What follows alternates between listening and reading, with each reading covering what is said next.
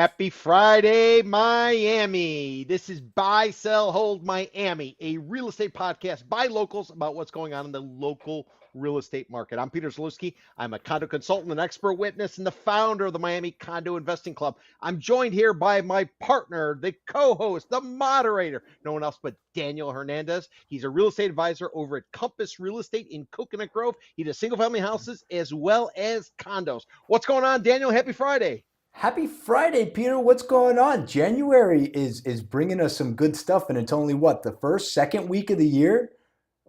Where do we start? Last night, the Miami Hurricanes. Holy cow, what a game, huh? They took down Old Miss. They took down the SEC, and now they're going to be playing in the championship for college football. But Daniel, you know what? There's something even more important going on besides the Canes meeting up next week in the championship in Miami. You want to know what that is? Tell me, babe. 5.99 mortgage rates. Mortgage rates hit 5.99 today as a result of Donald Trump asking or telling the Fed to go out and spend about $200 million on mortgage-backed securities via Fannie Mae and others. $200 million? Aren't those same guys that went broke about 15, 20 years ago? Don't worry. History never repeats itself. Don't worry, guy. You've been watching South Park? It's hysterical. Exactly. Anybody out there who's saying we need a 5 handle to jumpstart the real estate market, you just might be getting it. Although many people are saying now you need a 4 handle. So we went from a 6 handle, now we got a 5 handle. We'll see how long it lasts. Well, we're changing statistics left and right. Equal market is 9 months, or is it 10 months? It's 27 and a half months if you're asking people in downtown for condos, right? Yeah, it's on the sell side real estate. Yeah, that's how they do it. Just move the goalposts, and eventually you'll find a good solution. You know who didn't have to move the goalpost? Did you see that field goal that guy kicked at the end? What was it? The end of the second half? It's like a 58-yard field goal. That was wild. Nailed it. Let me tell you what. They're corn fed. Did they eat corn in Mississippi? Ole Miss kicker. Is there any corn in Mississippi? No, it's a lot of cow. It's beef. It's beef. Beef. Chicken too. A lot of chicken. So I'm glad you brought that up, because that brings us into our first topic of the rundown. And what's the rundown? Because this is Buy, Sell, Hold Miami. And if you're just joining us for the first time today, this is episode number 34.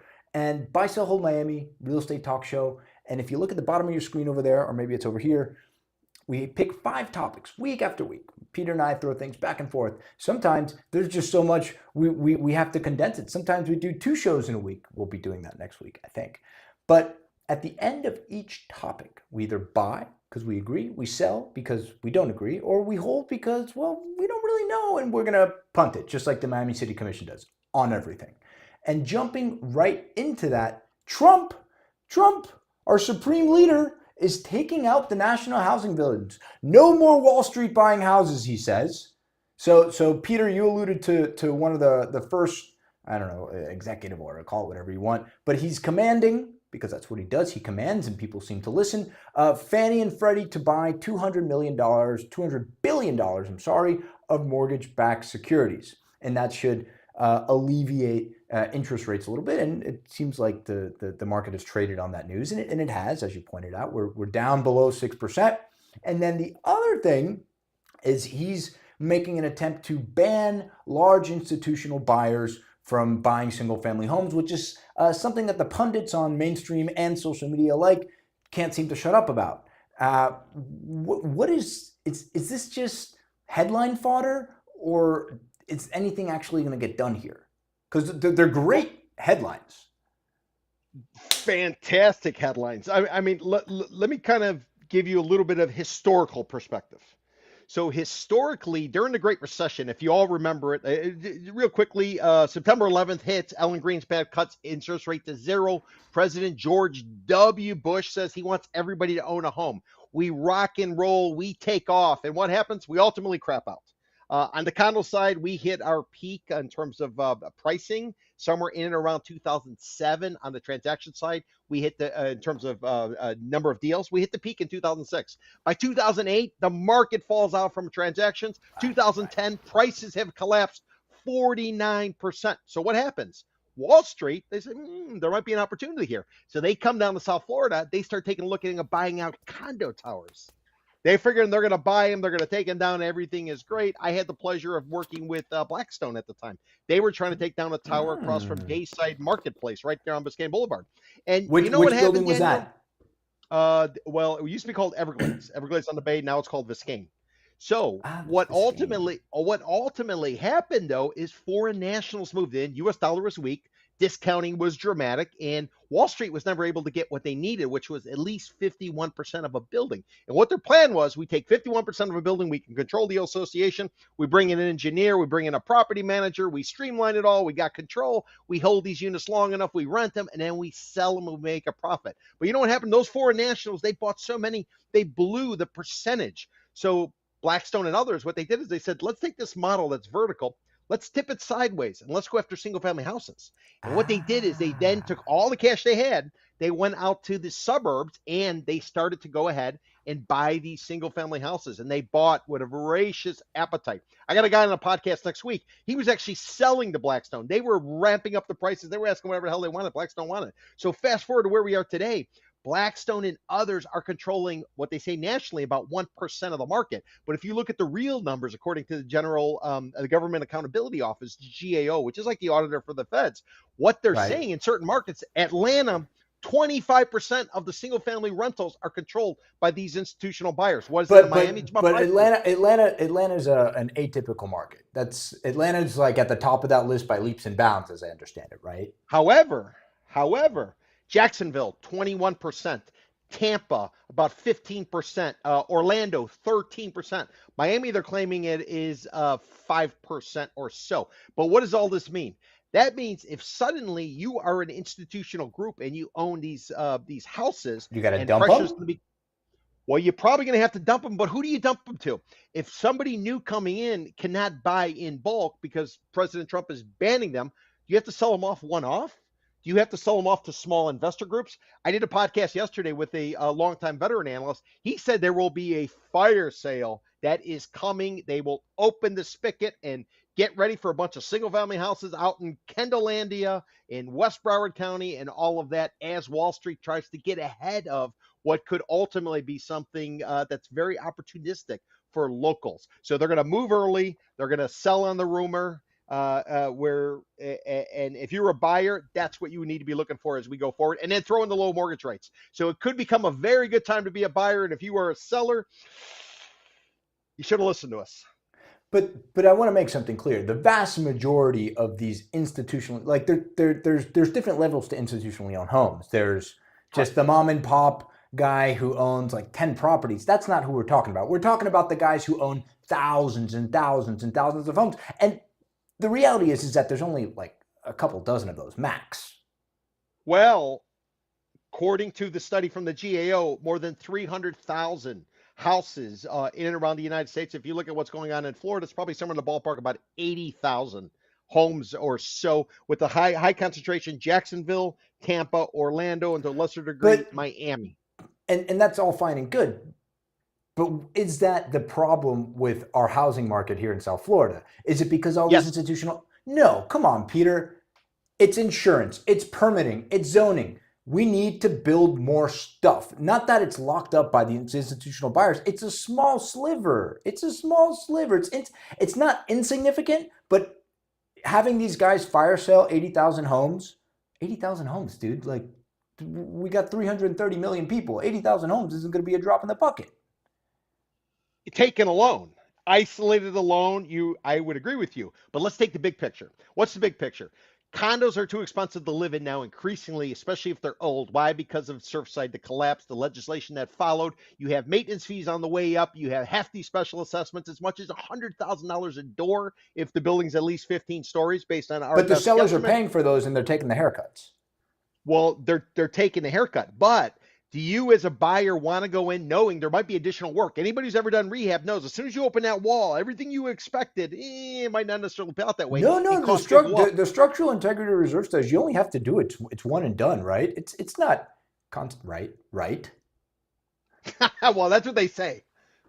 That's what they say. But listen, if you let anything sit for 40 years and you don't do anything to it, You never know exactly what is going to happen. But here's sort of the rub.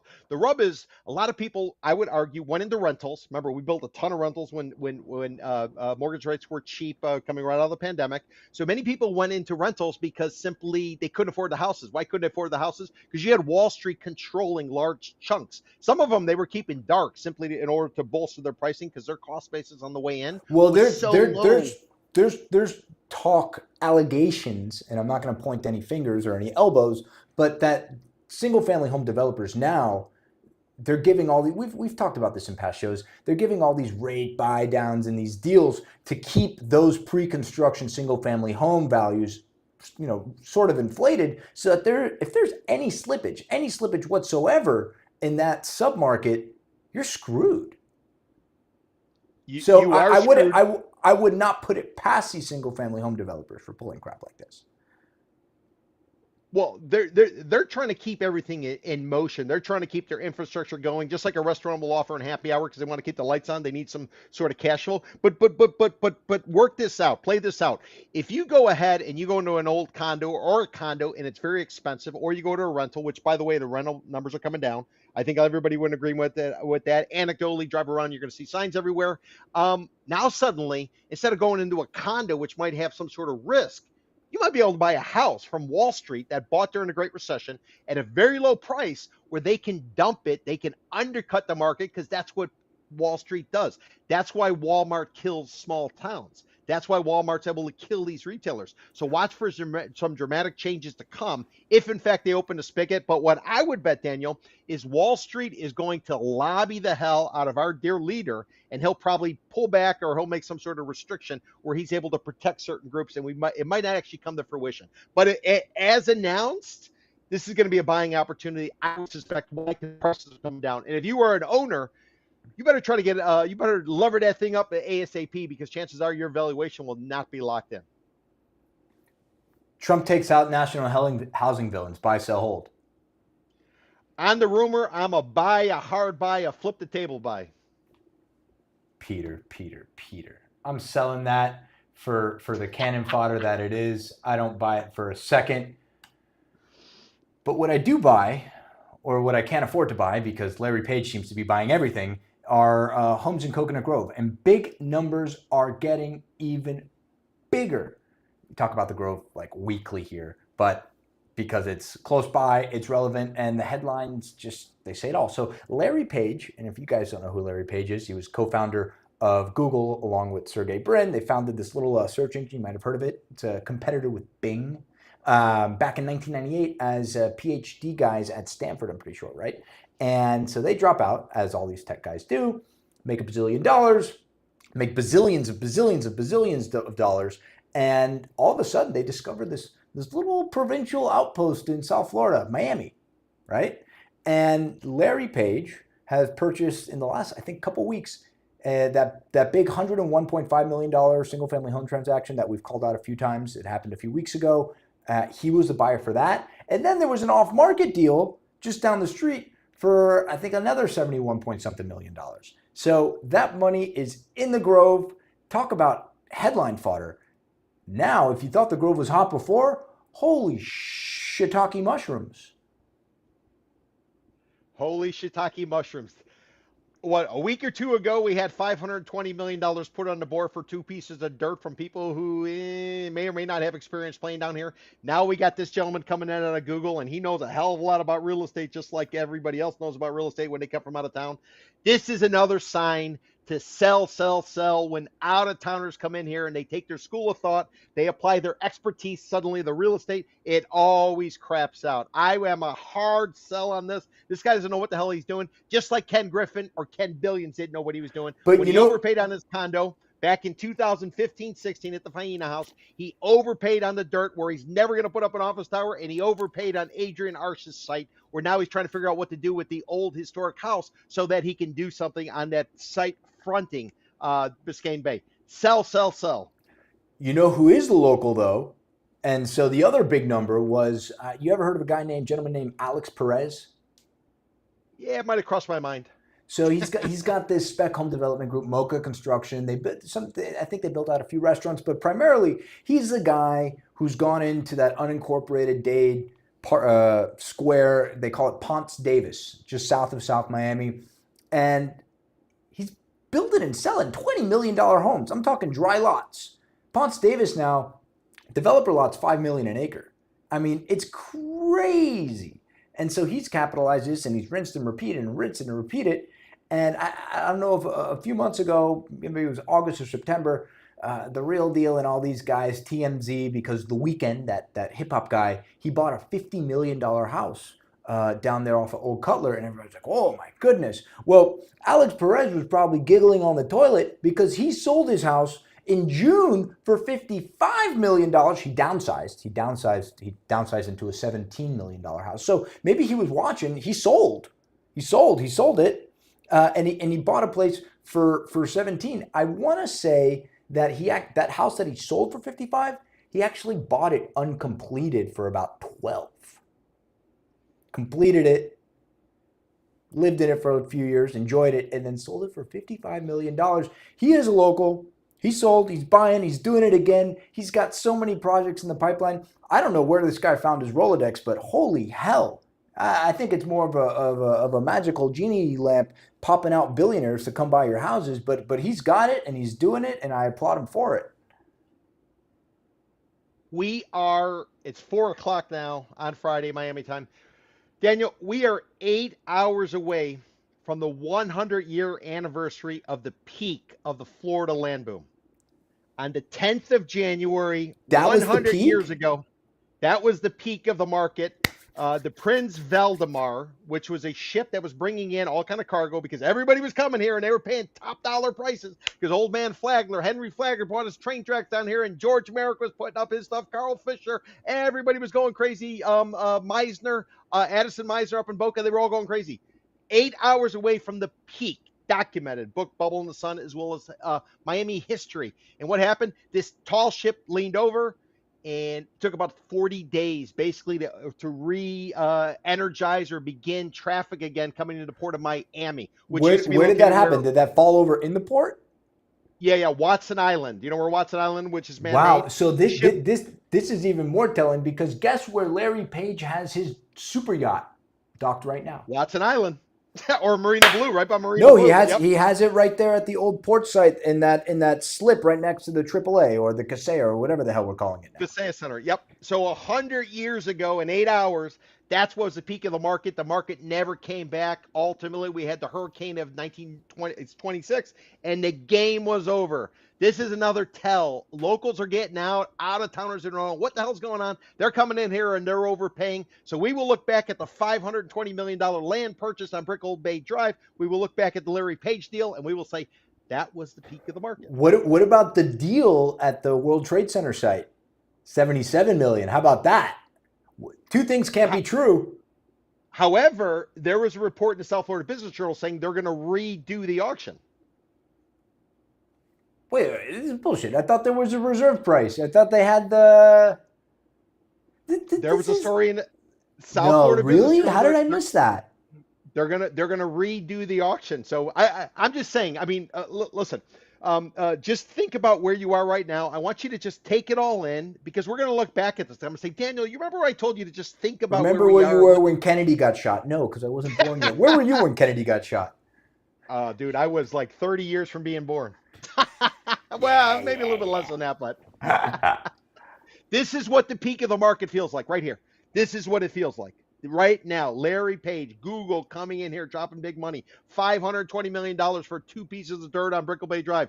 This is what the peak feels like. I'm telling you, mark the calendar. Feel it. Should we all sort of like have a moment of silence for the peak? No, we only got you for an hour. All right, buy, sell, hold. Big numbers get even bigger. I'm a buy. They're getting bigger. I don't know that they have staying power though, but I'm a buy that they're getting bigger. All right. I'm a buy that they're getting bigger.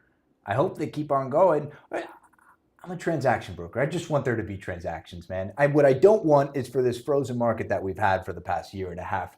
Let's keep on going because beach clubs are hot, hot, hot. Remember that song? Ole, ole. So beach clubs are hot, hot, hot. And we're referring to the Miami Beach Club, which isn't in Miami, nor is it on Miami Beach. It's in Sunny Isles. I think it's on 191st Street. You know what? I'm going to bring it up for the gang because I pulled it up because I was well prepared, Peter. So this site up on, what is that? Right there by the Safford Bridge. Yeah, like 191st. Oops.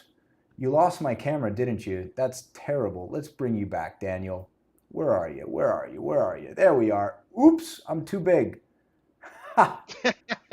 Small technical difficulty, folks, but you know what? It happens. It happens. It happens. Maybe the sell side gods, Daniel. The sell side gods are interfering. They don't like the messaging that's coming out of this podcast. I am so freaking pro everything. All right. Yeah, All I right. tend to So turn people the wrong way. back to the story. Back to the story. So the sell side gods, them be damned. Related. That's George Perez, or do we call him George Perez? We say Nikki and JP now. Is George even involved in this? He's in the No, article. old man Perez.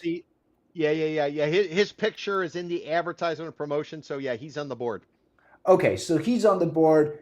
Gil Desert's on the board. I think BH3's involved with this. BH3 is always in the news because they're financing condo buyouts like it's their job. Well, because it is their job.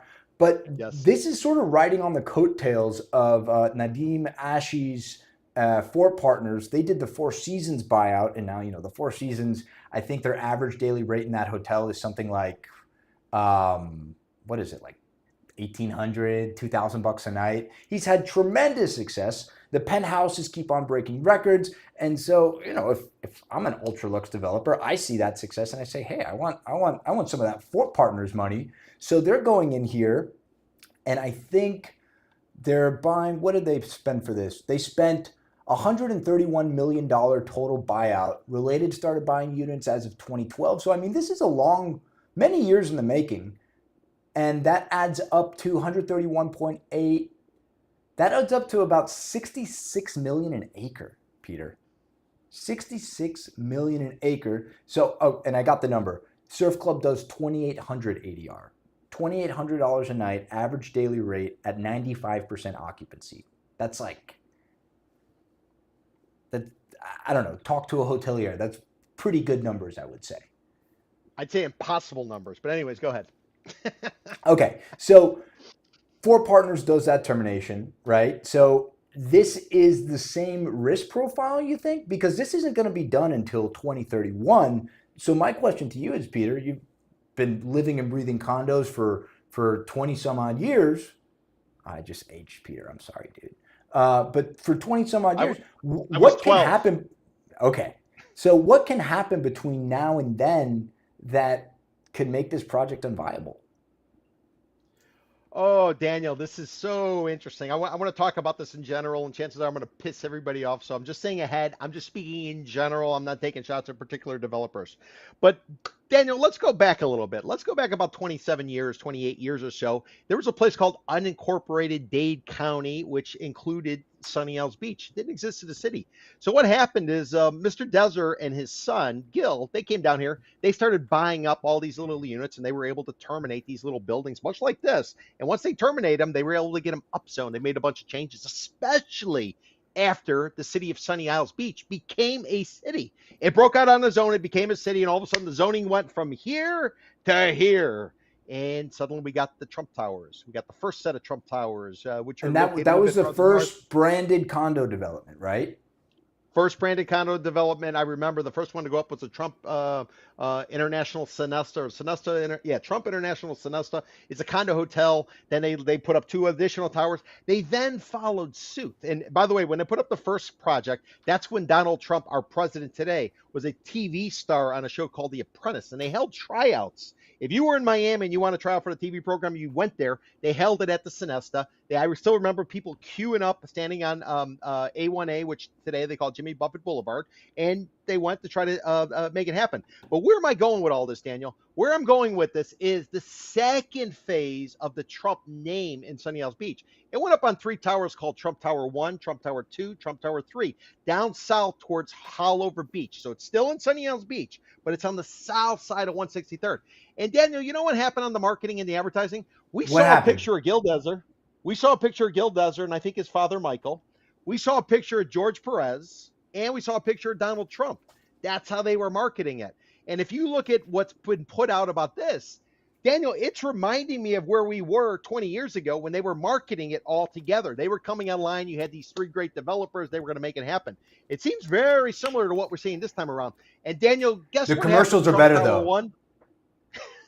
They Guess got what happened to Instagram Trump Tower 1? influencers.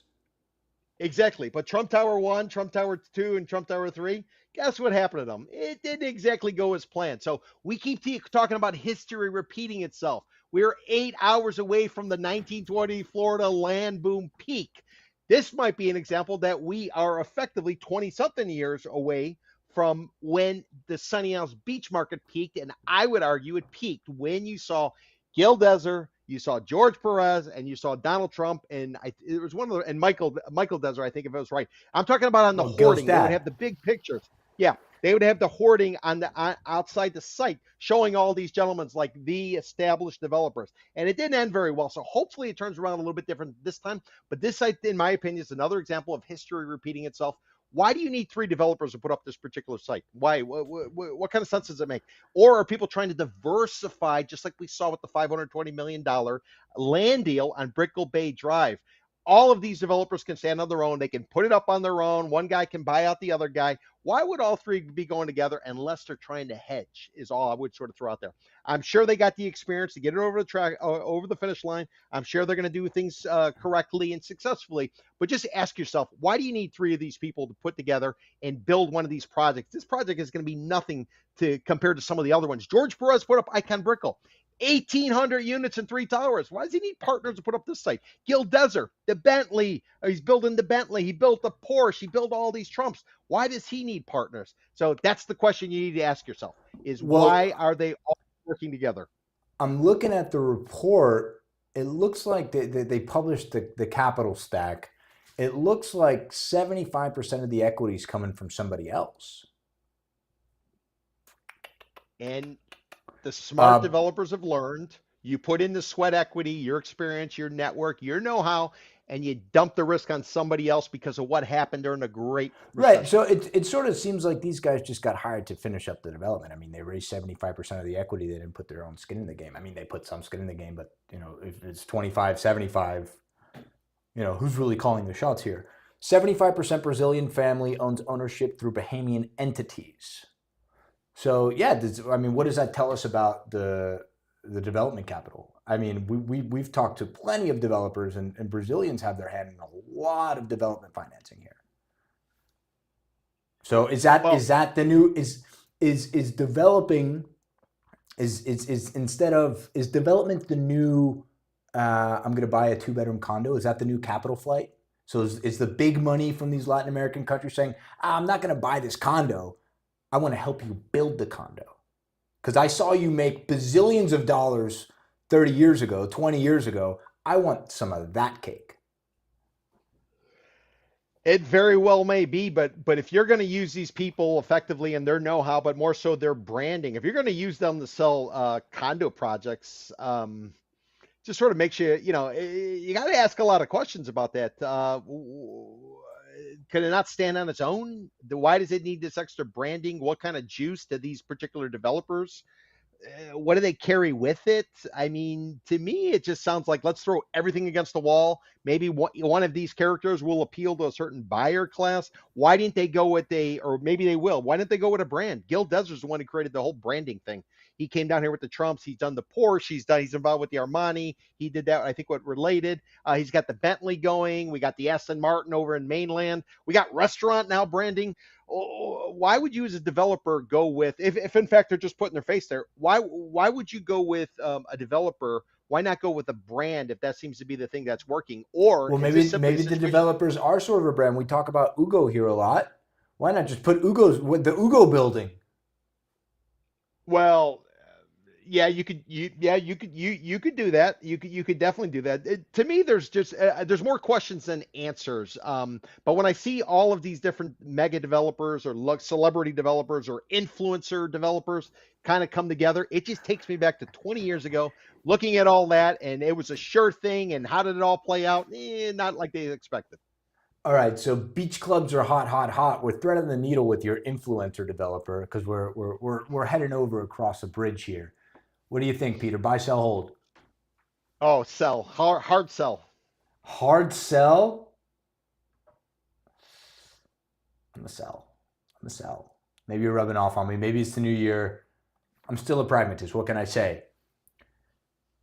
We're not back on the mainland, but we're crossing a bridge. Peter likes to call it a rest stop on the way to somewhere, whether you're going east or west. But North Bay Village is a mirage fooling developers.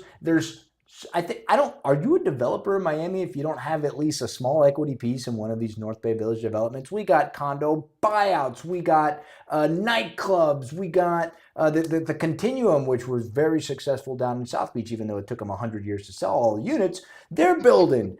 Everybody's involved here. Even the folks that own there for years, they're taking their equity buyouts. I don't know where they're moving to. You probably have to move to Homestead or North Carolina because everything else is unaffordable.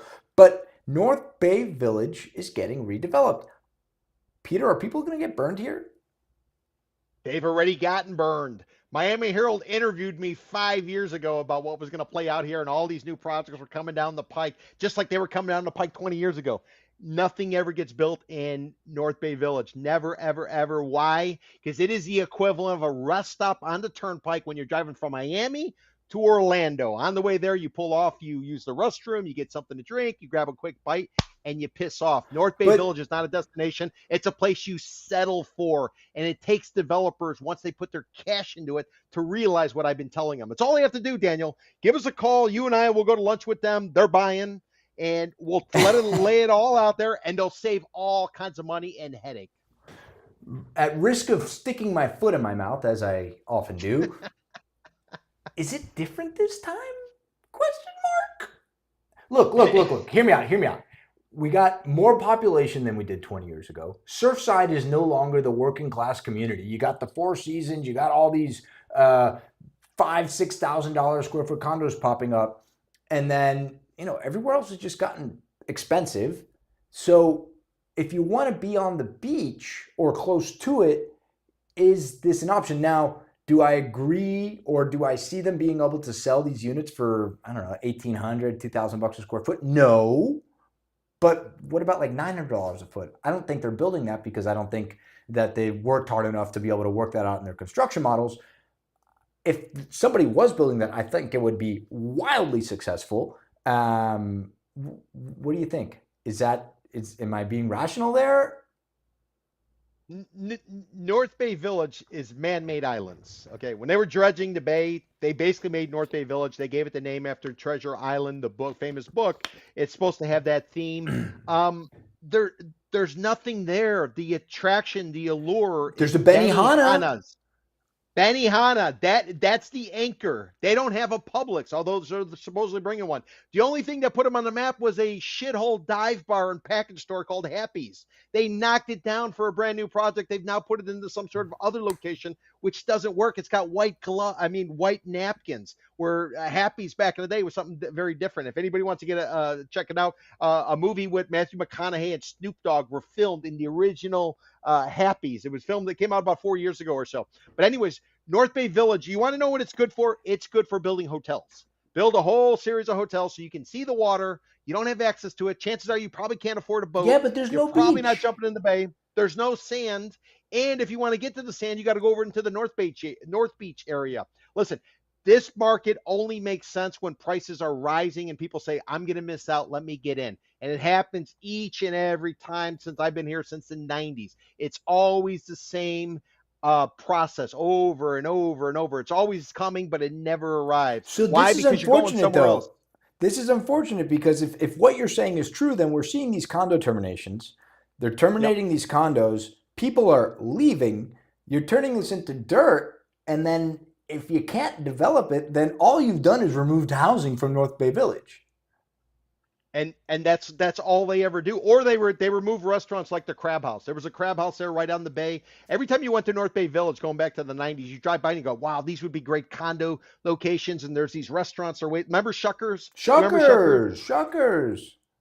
Yeah, so Shuckers has always been they were tearing that thing down for 20 years. Oh, we're gonna tear down Shuckers, we're gonna replace it, blah blah blah. Dude, it never happens. This is the newcomers go there and they go, oh my god, this is so great, this is undiscovered. No, no, no. This is what they call a value trap.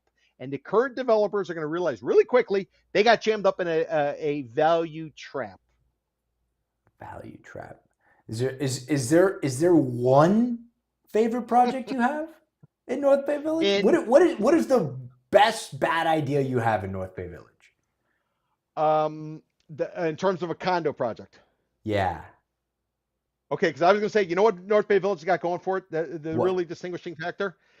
They are setting up with a club out of Argentina, a soccer academy. That is the best thing. That is the allure. If you don't know, Hey. you go over to the beach. 71st and Collins is effectively Little Buenos Aires. That's where many of the Argentinians came in after the peso devaluation in 2001, 2002. So they all kind of congregated there. And now they're building a soccer academy right behind the grade school, which is right by where I Happy's love used to be. that. So, I love that. yeah, so that's good. That's going to make some sense. But anybody who owns dirt in North Bay Village, hotels, hotel. Condos, not so much. I don't know. I gotta tend to agree with you here, Peter. I think there's so much being built in more desirable places, but there's not enough value in North Bay Village for what they're selling this stuff for. At least on the pre-construction front, it needs to be cheaper. It needs It to be needs to be cheaper. Yeah, but it does. significantly But it cheaper. doesn't pencil if they sell it for cheaper. So what is one It, to it, do? that's easy. Take my lead. Haircut. Haircut, haircut. Developers are going to take haircuts. They're going to take haircuts. They're Do going to what need to take Terra Nova haircuts. did on Lincoln Road. Haircut, cut bait. Well, listen, sometimes it's best to be the first one to jump and get out. You take your haircut. Mark Anthony at 1000 Museum, Zaha Hadid building, the famous Puerto Rican musician, Latin star, took a Voice $2 of an million angel. hair Voice of an angel. haircut in order to get out. And why did he do it? Not because he's dumb, because he's smart. He knows kind of where it's going, and he figured, let me get the hell out of here. Because going forward, you don't know. I mean, there is no backstop. There's no place where this pricing stops. And people are gonna say, yeah, but it's Miami, it's the gateway to Latin America.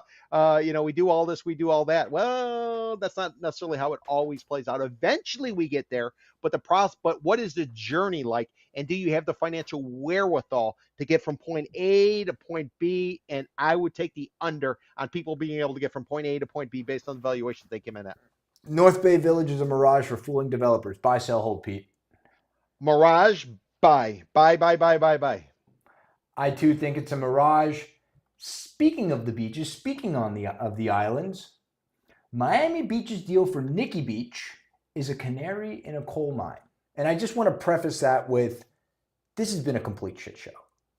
From the conception of it to where we are today, there has not been a single day where I've read about this and thought, this is some pretty above board stuff. And if you have no idea what I'm talking about, I'm going to pull up my notes here and I'm going to, where is it?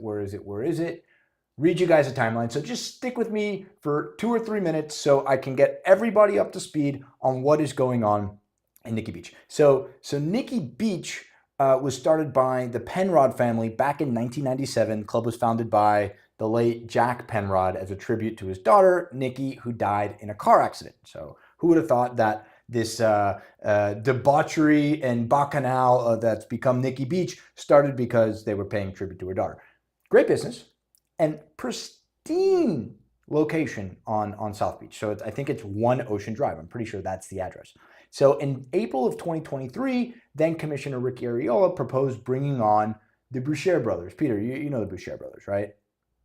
I don't know them personally, but yeah, No, I'm aware of them. So folks, the Boucher brothers, if you ever gone to a hotel on the beach or a hotel in a lot of places, these guys, they've systematically, and it's a great business, they've gone to these hotel operators and goes, you guys are great at running hotels, but once you get to the beach, it's very labor intensive, the beach chairs and the umbrellas and the service. So their whole business is that they white label all of the beach chairs, and they go to all these hotels and they go to these beach clubs and say, we do one thing, we do it right, we stay in our lane, we do the beach chairs. And it's been an incredibly lucrative business for them. They white label something and they have their own private clubs. They have dozens and dozens of contracts. And so then they get together with the guys from Carbone, the major food groups. They're also building a tower, right?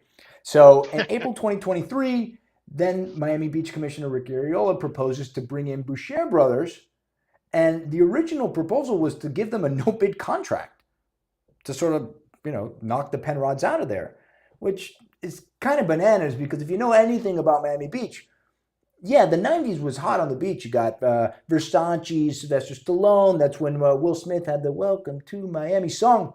But then after that, Madonna. Miami, yeah, after that, the beach had a lull, and the Penrod stuck with the city of Miami Beach and ran their business for decades. And then COVID happens, and Miami Beach gets a little bit of sexy dumb. A restaurant goes in there, they failed, and Carbone comes in, and so then this relationship starts. Anyway, so May 23, facing this public backlash, Penrods say, this is bullshit. We need you guys to open the bid. They wind up going to court, illegal lobbying, violations of government open bidding process, conflicts of interest, the details of which come out in discovery, and they're great. I can point out some. City officials receiving coveted dinner reservations, free tickets to the Formula One racing event, Mayor Gelber calling a private meeting with Boucher and the city officials ahead of a key vote. There were text messages that came into discovery after the fact.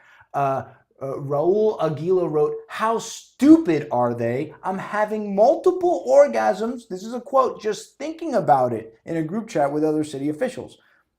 So this no bid process goes to a bid process. Apparently, the Penrods missed the RFP, the request for proposal deadline, by 16 seconds. It also happened to coincide with a questionable power outage after a hurricane, which maybe makes it less questionable.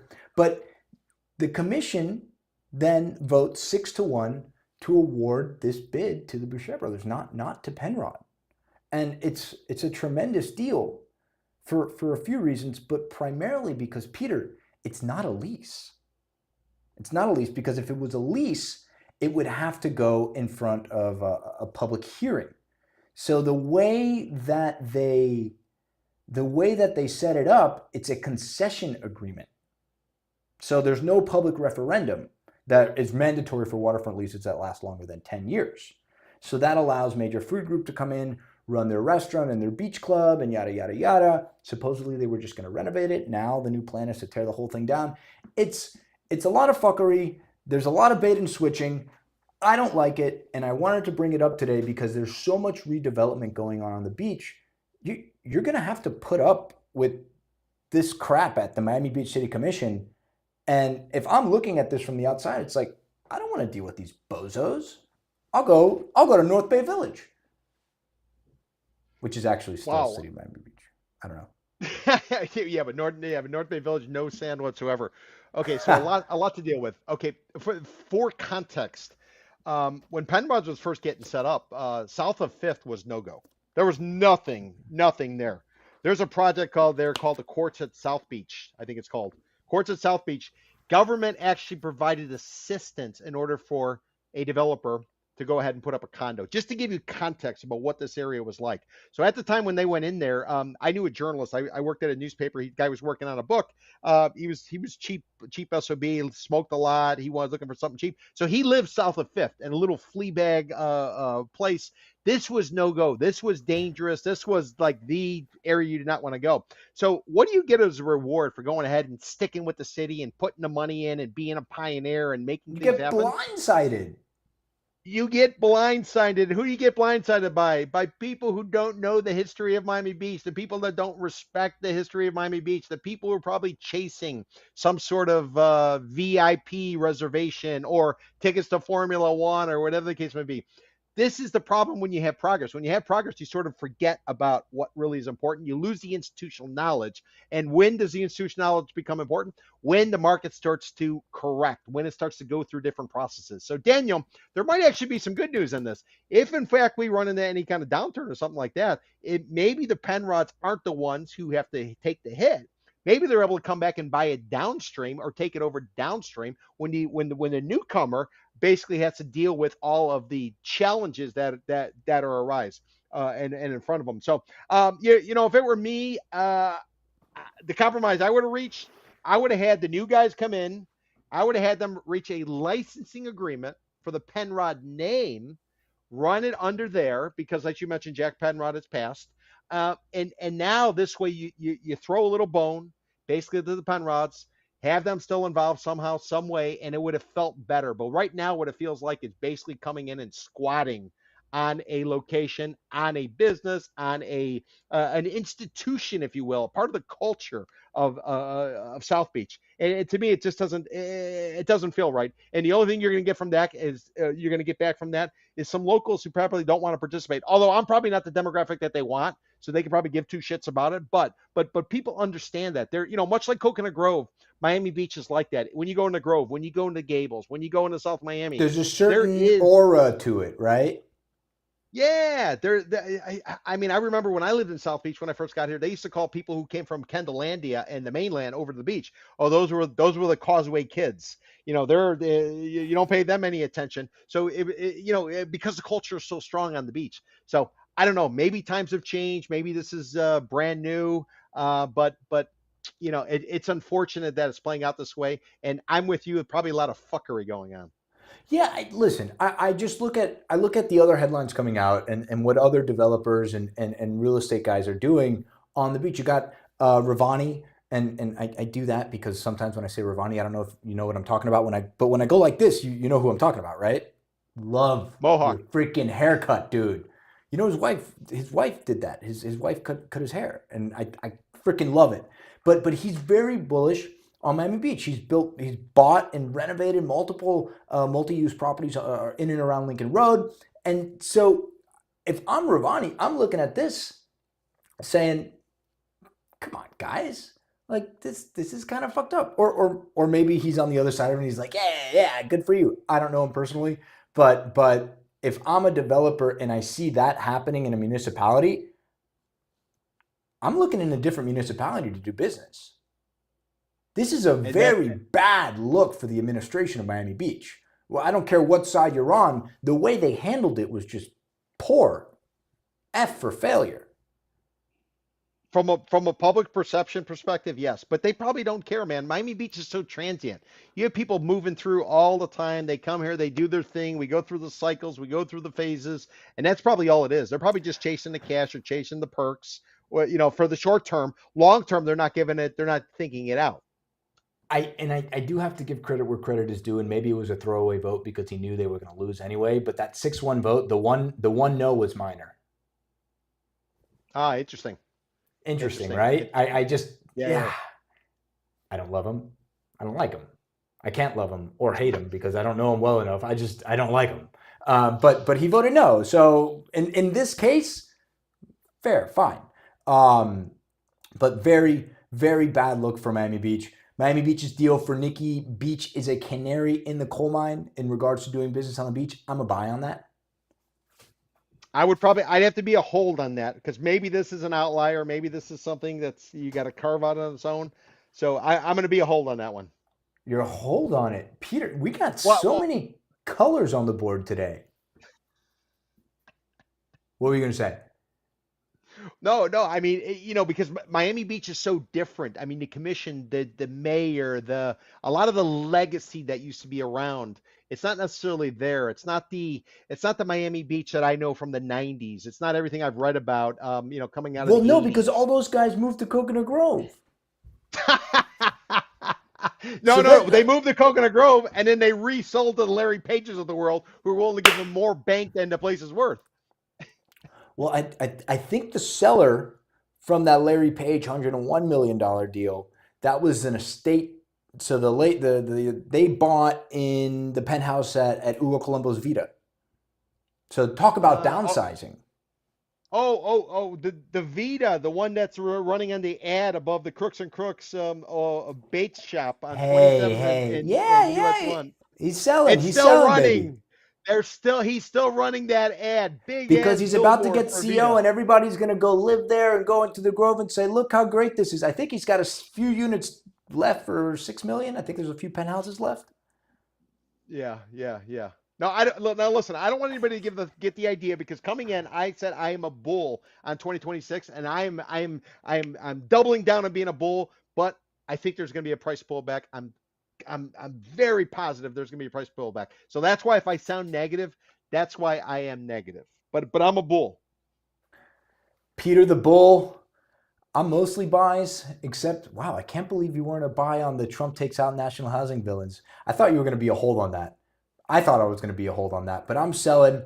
Guys, that's it for today's show. Today is January the 9th, 2026. We're doing a pre-recording next week because we got some other things going on. I hope you don't hate us too much, but that will be put up across your socials by next Friday. And anything else you want to say to the gang, Pete? No, go Canes, and hopefully, there's not a better place to be than Miami when the Miami Hurricanes or the Miami Dolphins are winning. Something changes in this town. You feel it. It's all around you. And if this is your first time going through one of these runs, I would just tell you take it all in, soak it all in, because it's been a long time for the Canes, going 20 something years. So take it all in and appreciate the moment we're in right now because it doesn't come around a lot, but the city changes. It gets a certain energy and electricity about it. And I absolutely love this moment and I'm cherishing every second of it. I love that. Let me parrot it. Later, guys. Have a good one. See you next week.